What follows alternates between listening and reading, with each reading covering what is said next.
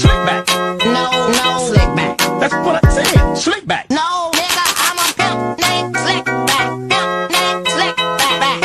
Pimp named Slick back. Nigga, are you deaf? I'm a pimp named Slick. Assalamualaikum warahmatullahi wabarakatuh. Perkenalkan, nama saya Gefira Irzani. Saya dari HTNG ber-NPM 2221020-264. Di sini saya akan mempresentasikan makalah dari kelompok 6 yang berjudul Kewarisan Anak dalam Kandungan, Anak Zina dan Anak Li'an. Di sini yang pertama ada kewarisan anak zina. Anak hasil zina ialah anak yang dilahirkan karena hubungan seorang laki-laki dengan wanita tanpa nikah. Anak yang lahir karena hubungan tanpa nikah tersebut disebut walad gairu syar'i, dan orang laki-laki yang menimbulkan kandungan itu disebut ab gairu syar'i. Anak gairu syar'i atau anak zina tidak ada hubungan darah dengan ab gairu syar'i menurut hukum.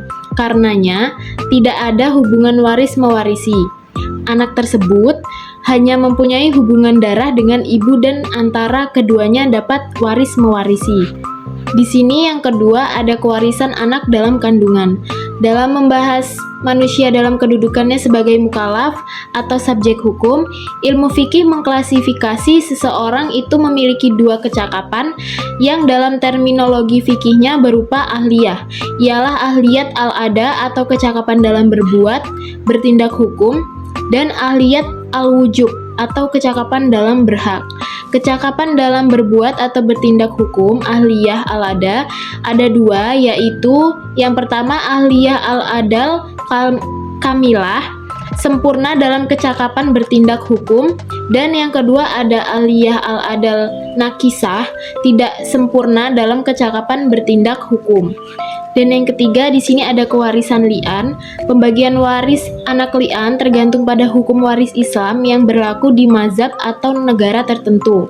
Namun secara umum dalam pembagian kewarisan, anak li'an akan memiliki hak waris yang sama dengan anak sah lainnya.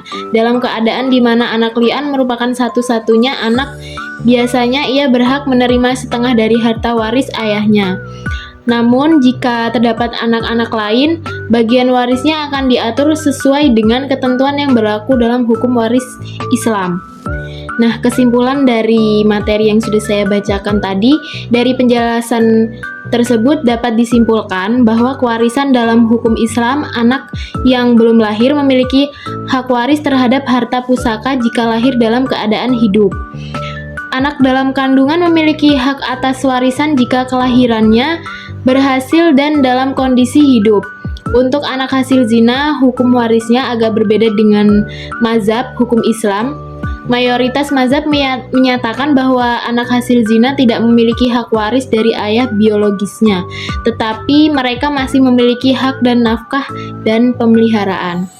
Sementara itu dalam kasus li'an, ketika suami menuduh istrinya berzina, anak yang dilahirkan sebelum atau dalam masa iddah li'an dianggap sebagai anak sah dari suami tersebut meskipun kemungkinan biologisnya masih dipertanyakan. Sekian yang dapat saya sampaikan. Jika ada salah kata saya mohon maaf. Wassalamualaikum warahmatullahi wabarakatuh.